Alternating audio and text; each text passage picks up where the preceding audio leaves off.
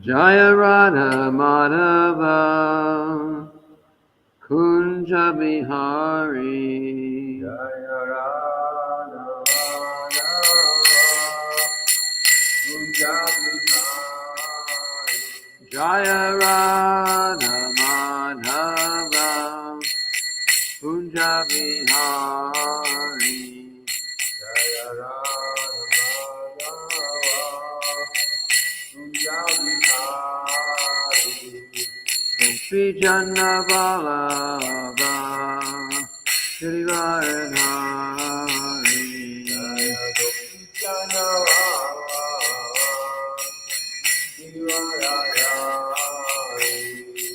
Gopi Jana Vallabha Shri Varadhari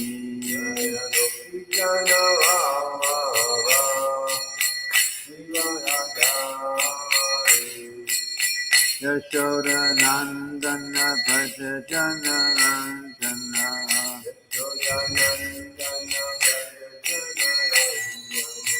Yashoda Nandana Bhaja Jana Ranjana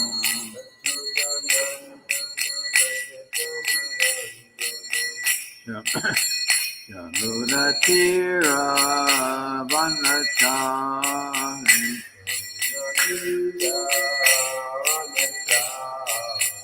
Yamuna Tira Vanachari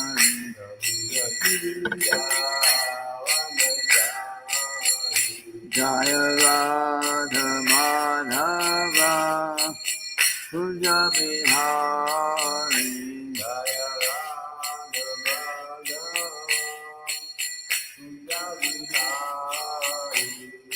Gopi Jana Vallabha Shri Radhari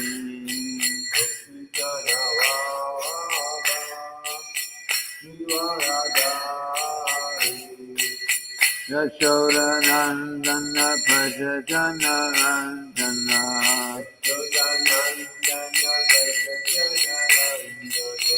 Yamuna Tira Vanachari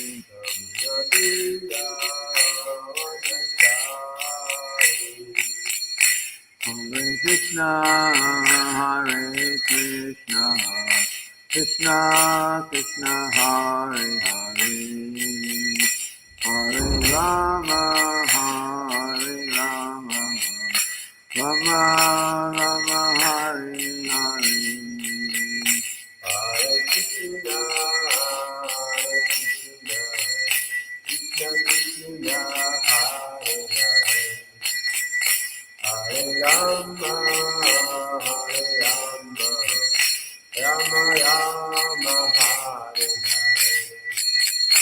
Hare Krishna, Hare Krishna, Krishna Krishna, Hare Hare, Hare Rama, Hare Rama, Rama Rama, Hare Hare. Hare Krishna Krishna Krishna Hare Hare Hare Rama Rama Rama Hare Hare Hare Krishna, Hare Krishna, Krishna Krishna, Hare Hare, Hare Rama, Hare Rama, Rama Rama, Hare Hare. Srila Prabhupada ki jai.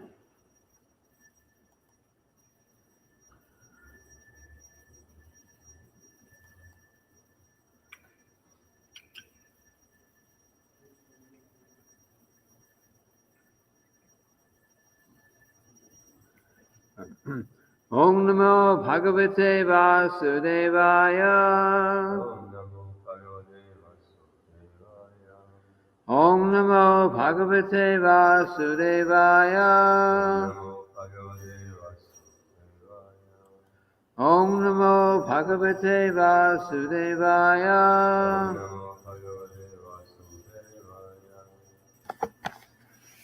So we're reading today from the Srimad-bhagavatam, 8th Canto, 6th chapter, text number 9.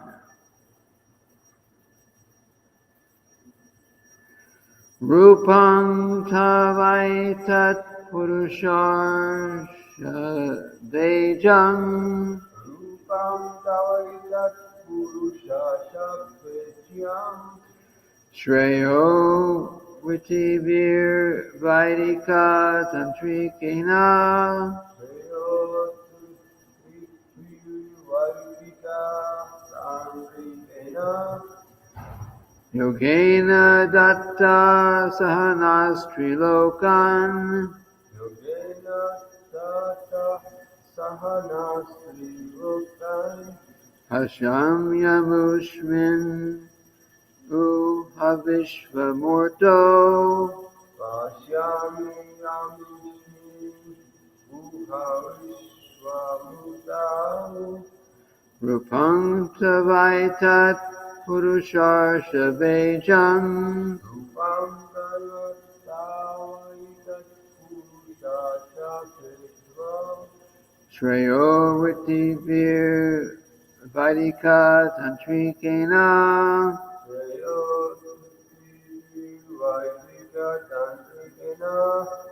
Yogena Datta Sahanastri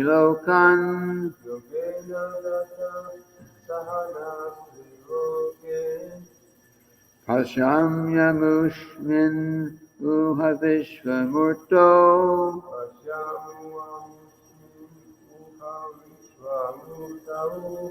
Rupam Tavaitat Purusharsha Rupam Tavaitat Purusharsha Bejam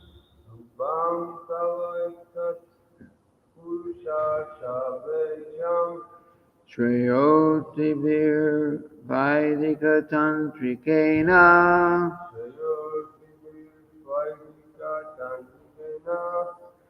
Yogena Datta Sahanastrilokan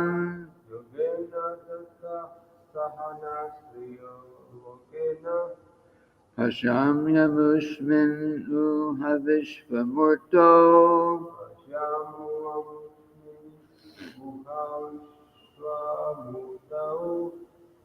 Rupam Tavaitat Purusha Shakvetyam Rupam Tavaitat Purusharsha Jivejam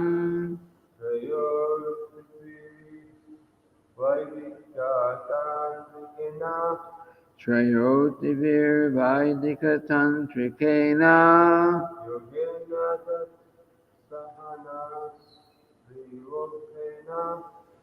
Yogena Datta Sahanastrilokan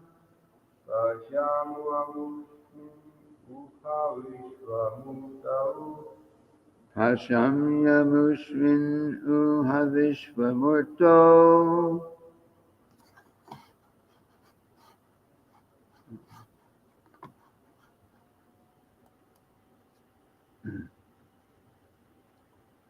Rupam form Tava your Etat this Purusha Rishabha O best of all personalities Ijam worshipable Shreyaha ultimate auspiciousness Artivihi by persons who desire Vaidika under the direction of Vedic instructions Tantrikena realized by the followers of Tantras like Narada Pancharatra Yogena by practice of mystic yoga Dataha O Supreme Director Saha with Naha us the demigods Trilokan Lokan, controlling the three worlds. controlling the three worlds. Pashami, Pashami, we see directly. we see the direct Amushmin, amusement in you. in you. U, O, Oh, Ha, ah, completely manifested. completely manifested. Vishvamurto, Vishvamuto, in you who have the universal form. in you who are the universal form. O best of persons, O supreme director, those who actually aspire for supreme good fortune, worship this form of your lordship according to the Vedic Tantras. My Lord, we can see all the three worlds in you. Repeat after me. O best of persons, O best of persons, O supreme director, a supreme director, those who actually aspire those who actually aspire for supreme good fortune, for supreme good fortune, worship this form of your lordship worship this form of your lordship, according to the Vedic Tantras. according to the Vedic Tantras. My Lord, My Lord, we can see all the three worlds in you. we can see all the three worlds in you. Srila Prabhupada's purport.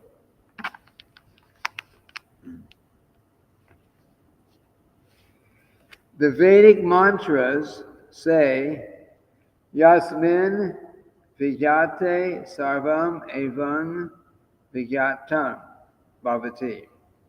When the devotee sees the Supreme Personality of Godhead by his meditation, or when he sees the Lord personally face to face, he becomes aware of everything within the universe.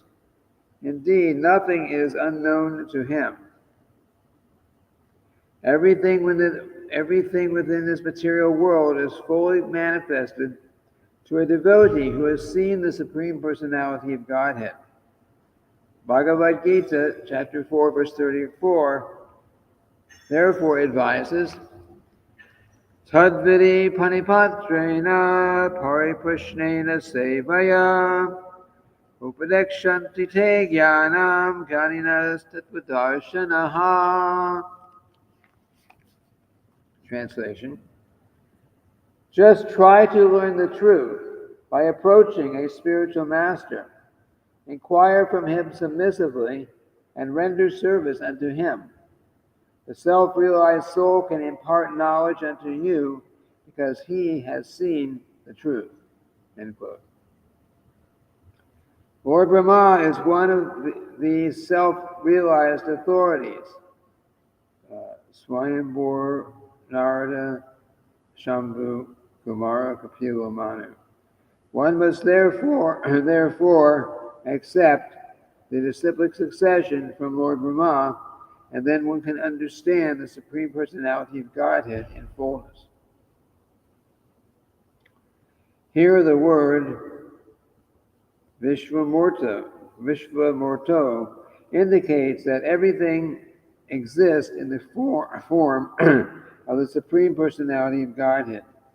One who is able to worship him can see everything in him and see him in everything.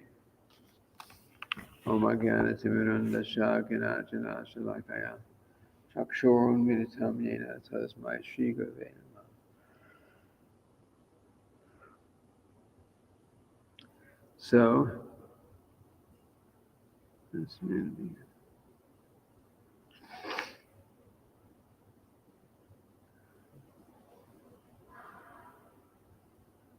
So, there's a very important verse quoted in this purport. Tadvidi paripatrena pariprashnena sevaya upadekshanti te jnanam jnaninas tattvadarshanaha. Just try to learn the truth by approaching a spiritual master, inquire from him submissively, and render service unto him. The self-realized soul can impart knowledge unto you because he has seen the truth. So, Yes, this is the process of Krishna consciousness. You cannot, um, we cannot become Krishna conscious without the guidance of a spiritual master. No one can say, I'm so intelligent, I'm so good, I'm so perfect that I can figure everything out on my own, or that I can approach God on my own. Yeah, I'm so great. I just call God and He comes, or I tell God He'll reveal Himself to me. We cannot. No one can make those kind of claims. Uh, so therefore, it is advised that one should go through spiritual master, and spiritual master is um, and when one approaches spiritual master, he means you must approach him in a submissive way. You must approach him in a humble way. You must approach him. Um, uh, you must render service to spiritual master, and by following that process, then the Lord, who's in everyone's heart, He's in our heart.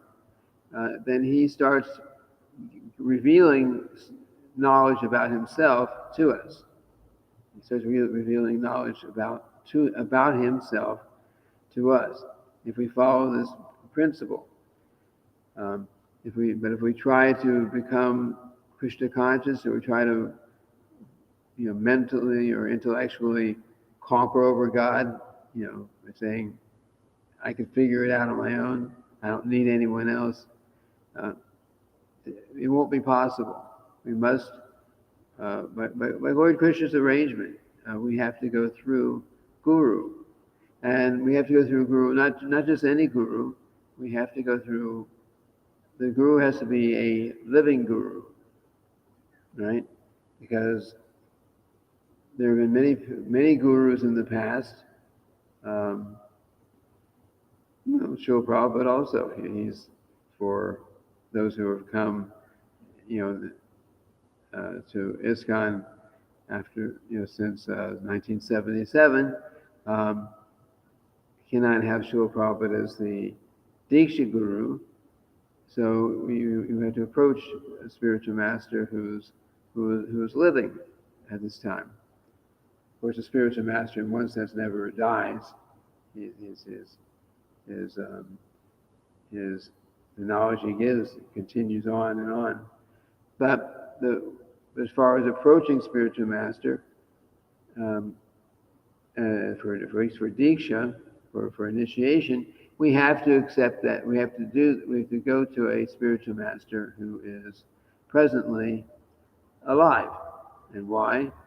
I mean, of course, that's Krishna's instruction, Srila Prabhupada's instruction. But in a practical sense, other than that it's following the rules, in a practical sense, when you approach a spiritual master and you're asking him to take charge of your spiritual life, to guide you in spiritual life, you are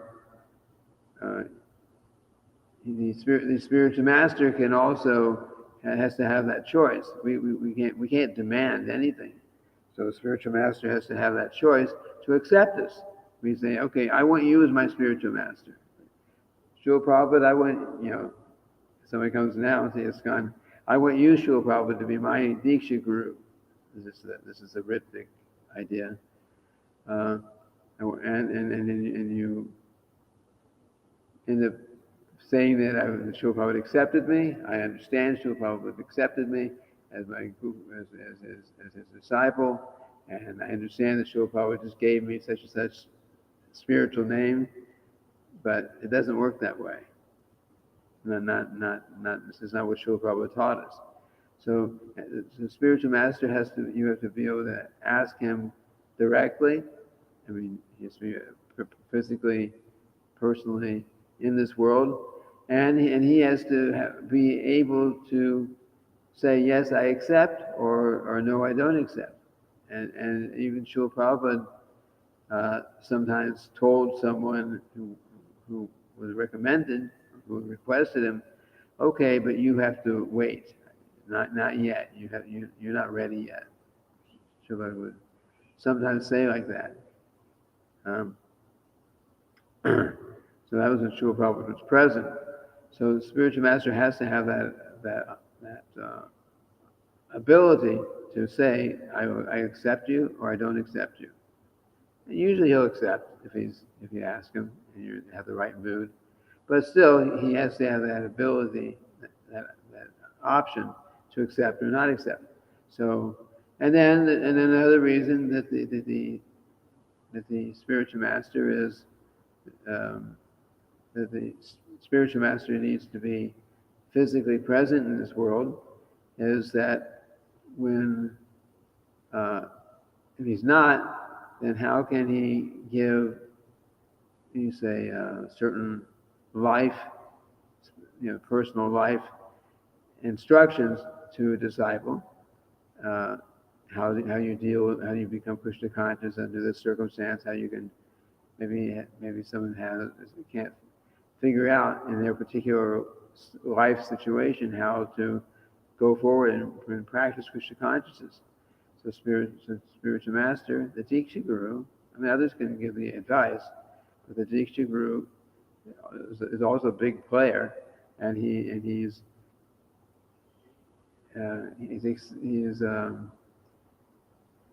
if he's not physically present in this world, how can he give that personal, advice in that way? Because he's not physically present.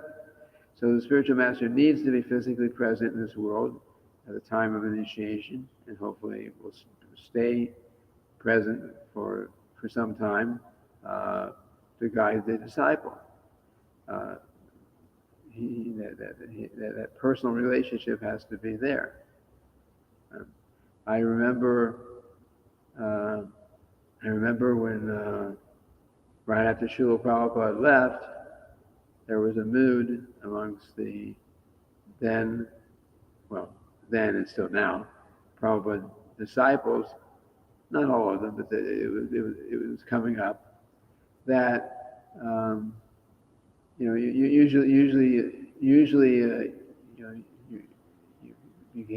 be careful. You have to be very, very careful how you are, what you do, because your spiritual master may come and say, no, you chastise you acted this way and acted this way. This is not proper. You have to. But I know there was a mood, at least among some of the Srila Prabhupada disciples at that time, that feeling like, oh, well, my spiritual master is not physically present now, so nobody can tell me what to do. Nobody can tell me what I can or cannot do, what is right or what is wrong. I'm senior here. I'm senior in this movement. I'm senior as a devotee, and my spiritual master is actually not here to tell me that I'm wrong. So nobody can question me. It was. I don't know how much these days that mentality is still around, but it was very noticeable at that time, shortly after Srila Prabhupada departed from this world. But of course, Srila Prabhupada gave a lot of instructions, and he also told us to work cooperatively. Your love for me will be tested by how well you cooperate with each other in carrying on this mission, right? That's he gave that instruction. So no one can claim that even if their spiritual master is not physically present, that they're independent, they can do whatever they want. You can never claim that, because we're in ISKCON and we have to work with others in ISKCON, both those who are senior to us and those who are more junior than us. We have to be able to work with the devotees in ISKCON. So one of the reasons that the spiritual master needs to be present is so he can guide you, guide the disciple, um, as needed, so that the disciple can you get that personal guidance, which is one thing to read the instructions in the books. It's one thing to you know learn from your experiences and your mistakes, but the spiritual master is a very important function is to help guide the disciples, their disciples especially, on the spiritual path. And so that's another reason that one cannot be automatically initiated by anyone who happened to have been a guru and acharya in the past. If I say I want to, um, if I decide that I want to be initiated by Srila Bhaktivinoda Thakur, okay, I like his books, I like his songs. He's a great devotee, great Vaishnava. So therefore, I've decided that he will become my guru. But you can't do that because Srila Bhaktivinoda Thakur is, although we have his knowledge from him, he's not here physically right now. So you cannot accept initiation from someone who is physically not here. But in any case, the devotee must try to learn the truth by approaching a spiritual master. You inquire from him submissively. Submissive inquiry is very important also. I gave the example before, just like if you go to school, you go into college, say, and you sit down, you go into the classroom, and the professor's there, and you say, but you go in with the attitude that, hey, I know more about I know more about the subject than my professor knows. He can't tell me anything. He can't teach me anything. I should be up there teaching. See, so if we go in there like that, chances are the professor knows quite a bit more than the student. That's why he's a professor. But if you go in there with that attitude, then you're not gonna learn anything because you're already thinking that you know more. You're already thinking that you're superior. But if the student in the college example goes into the classroom and the feeling like my professor is very intelligent, very learned in such and such subject, and therefore, I'm really interested in learning about this subject, and you sit there and you listen very open mind and make submissive inquiries, not challenging inquiries, but submissive inquiries, then you learn the subject. So the same idea in the spiritual life, we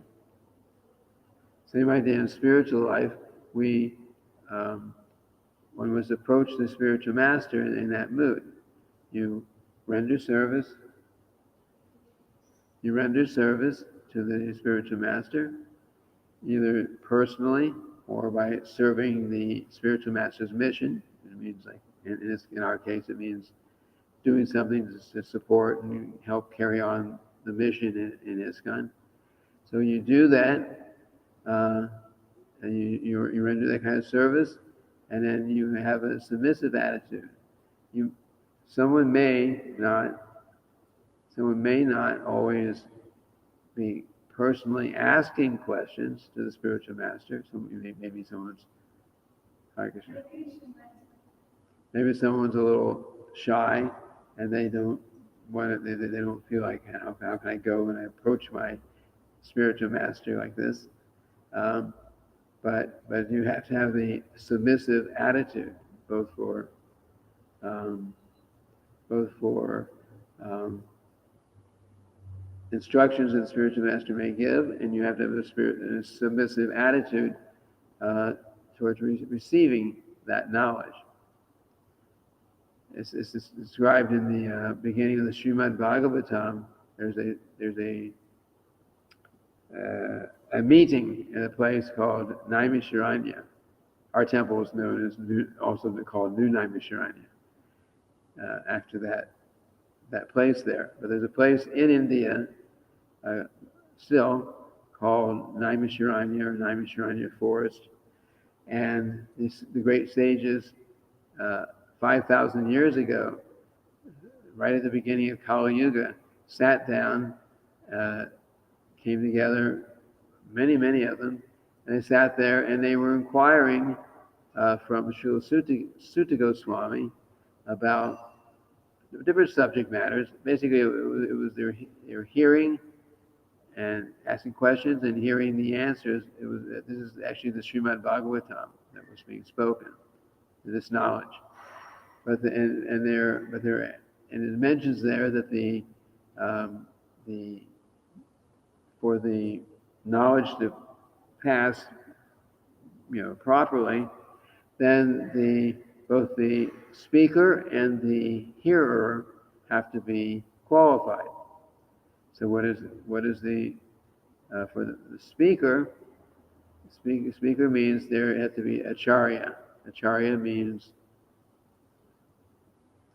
you know this yet? We've said so many times. What are the qualifications of the acharya? No. Do you know? Oh, yeah. Okay. So I'll explain. Acharya, Srila Prabhupada is acharya. So acharya means you must have received this knowledge through the disciplic succession. Means from your spiritual master, who got from his spiritual master, who got from his spiritual master. That line of devotees who have delivered this knowledge down from Krishna through the whole line to the present spiritual master. So first qualification of acharya is that he has received knowledge through this line of succession that comes ultimately from Krishna. This is second qualification of acharya is that he must be following those instructions. He's living that knowledge. He's not just receiving it, but he's living. His whole life is based on following those instructions that have come down from Krishna. And the third qualification is that not only has he heard it from the right source and he is living it, but he's teaching it. He's giving that knowledge to others. There's three qualifications. He received it from the right source. He is living according to that knowledge, and he's teaching that knowledge. So the speaker in an assembly has to have that qualification, spiritual qualifications.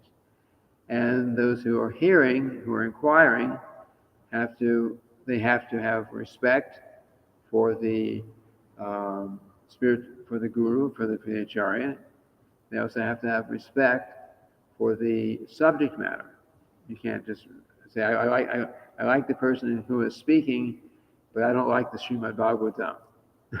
It is no good. You have to have respect for the person who is speaking and respect for the subject, which in this case would be Srimad-bhagavatam. And then if you have questions, your questions have to be, you say, relevant questions. Means they have to be important questions, or questions that have some value. So just like Srila Prabhupada, sometimes someone may say, because it's said that the guru has all knowledge. So I'll explain what all knowledge actually means. But someone hears that and they say, okay, you're supposed to have all knowledge. Can you tell me in some big skyscraper building somewhere, how many windows is this? How many windows does that building have? You're supposed to, but that is not actually knowledge.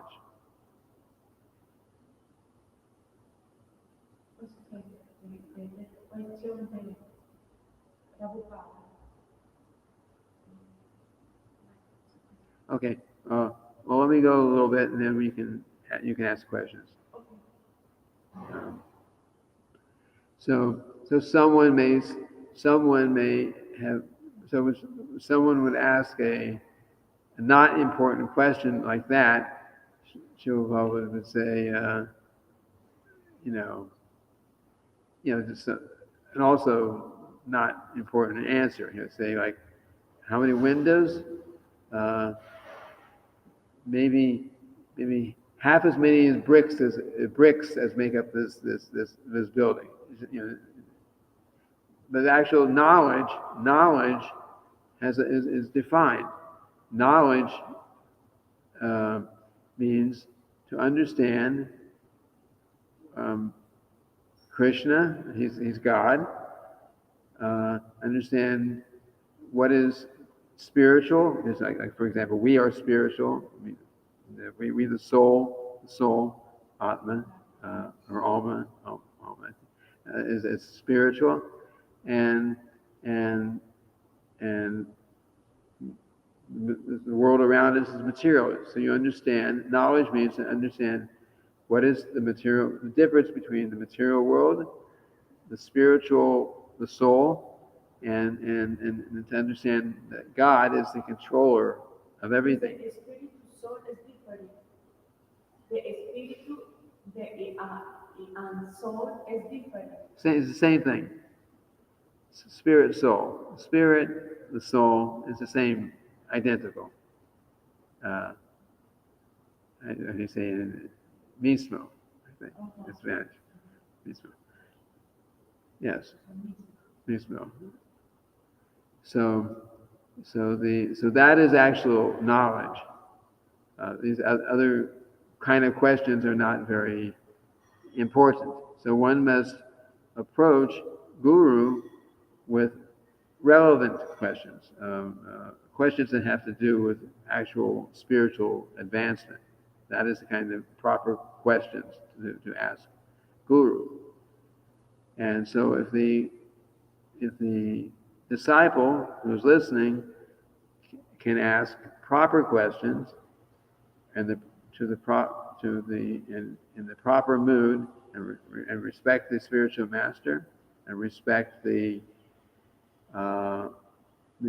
subject, which is in this case Srimad-bhagavatam, if the disciple can ask questions in that mood, and if the spiritual master is actually qualified, then the transmission of knowledge is good. I'm trying to make it simple because language. But yeah, it's like that. So this is our this is the system. If we try to figure out everything on our own, just like if someone gave us this book and just translations and though. Huh? No. Or the class está. Okay, thank you. Sorry. If someone looked at the verses of the Srimad-bhagavatam and without the purports, without the explanation, we would not be able to understand anything. Right? So like that. So we must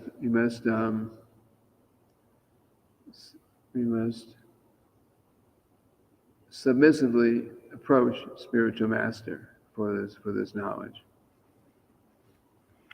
So it says, just try to learn the truth by approaching a spiritual master, inquire from him submissively, and serve him. So that's the other qualification.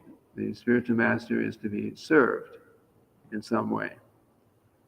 And there are two kinds of service to spiritual master.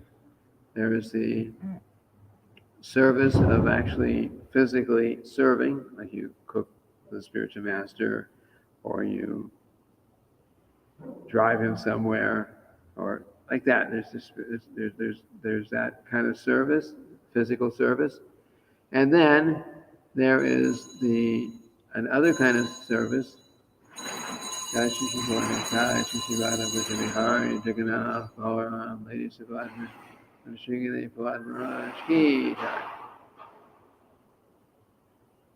the other kind of service, which is called Vapu or Vani.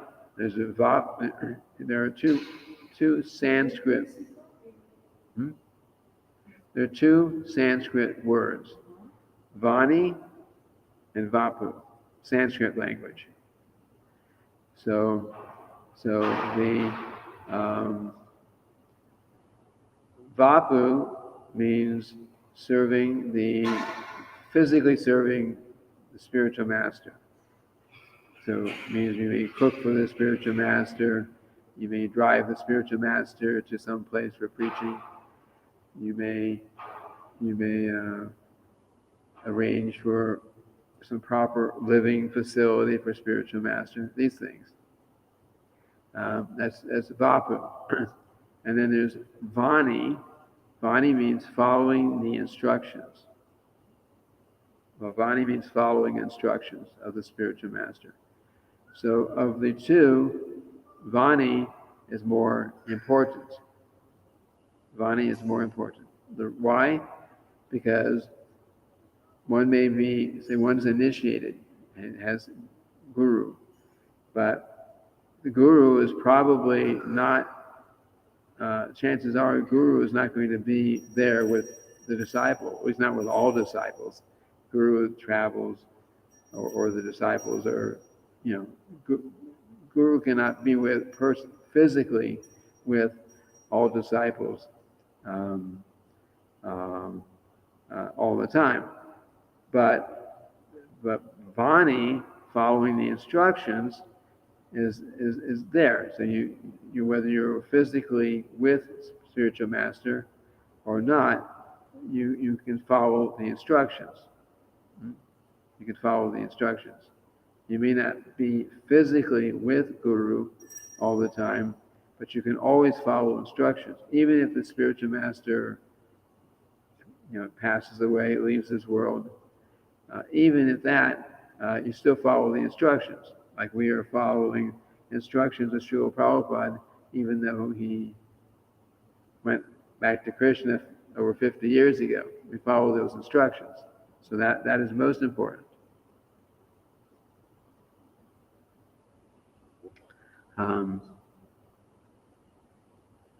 I know we have both you have difficulty with the language here.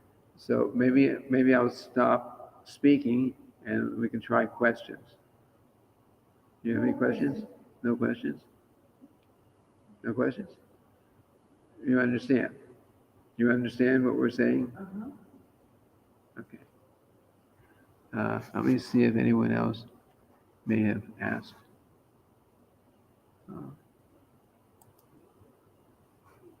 No comments here either. Okay. So these were a few points. So tomorrow, if there's no questions, we'll end here.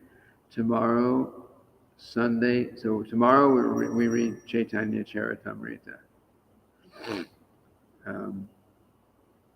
So we'll just end here and then Srila Prabhupada Ki Jai.